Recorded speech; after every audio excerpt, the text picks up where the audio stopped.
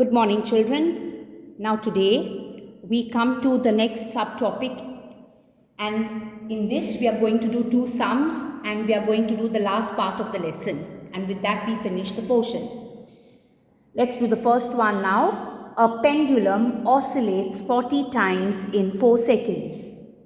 Find its time period and frequency. Now, in this particular sum, they are asking you to find out two things. One is the time period, and the second thing that you have to find out is the frequency.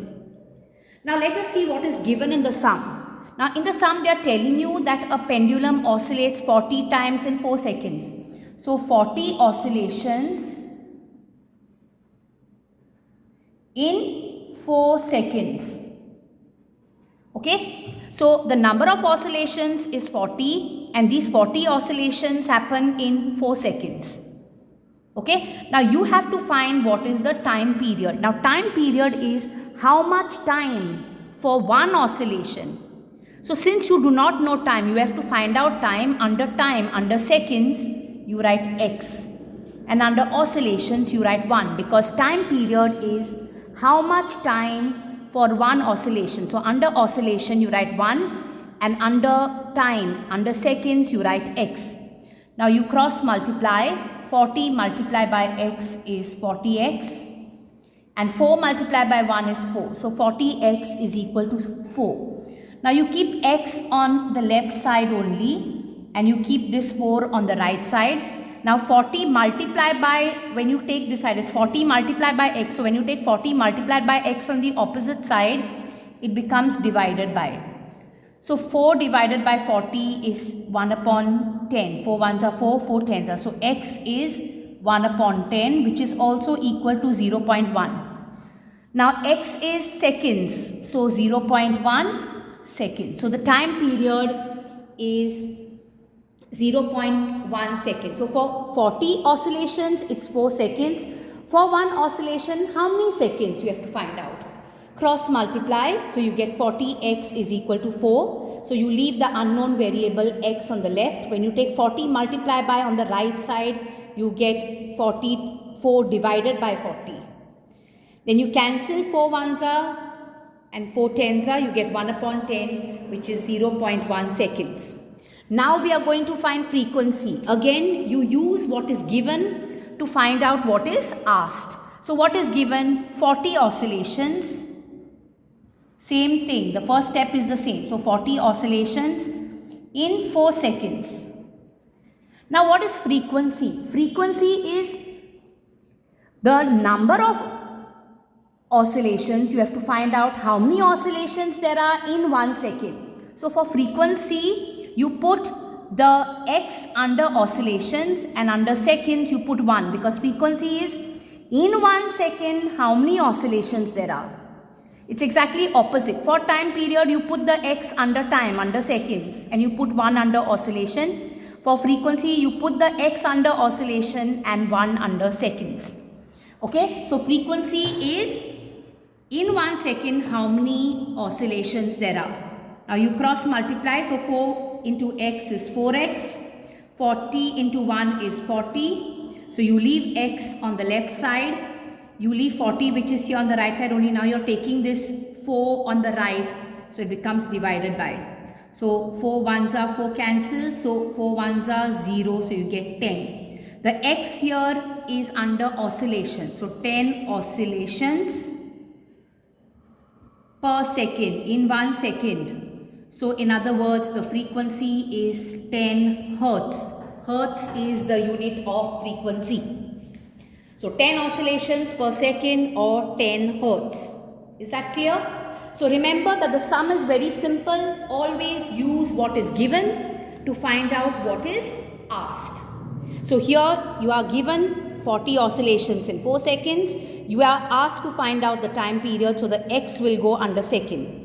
In this second part, you write what is given, and here you have to find frequency. So, you put the x under oscillations, because you want to know frequency, you want to know how many oscillations in 1 second, and you solve the sum. Now, we will do the next sum. The sound from a mosquito is produced when it vibrates its wings at an average rate of 500 vibrations per second. What is the time period of vibration? So same way you write at the side what is asked. What is the time period? So you have to find out time period. So time period is equal to how much? You have to find out time period. Now use what is given to find out what is asked.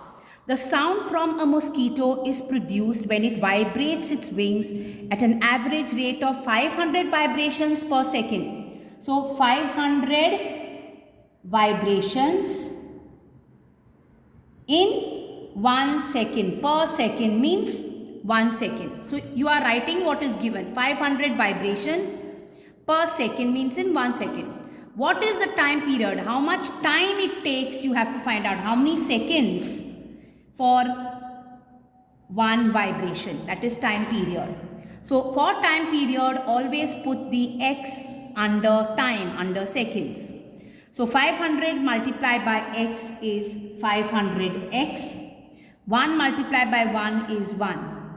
So x will be 1 divided by 500. So this x you leave as it is. This is 500 multiplied by, from the left side you are taking it to the right side, so it becomes divided by. Now you divide 1 by 500. 1 you divide by 500. Now 1 is smaller than 500, so you put a decimal point and you put a 0. 10 is still smaller than 500, so you put a 0 on top and you put a 0 down here. 100 is still smaller than 500, so you put another 0 here and you put a 0 here. Now 500 multiplied by 2 will give you 1000. So this division all of you have to know. This is what you have studied in the lower class. So you get 0.002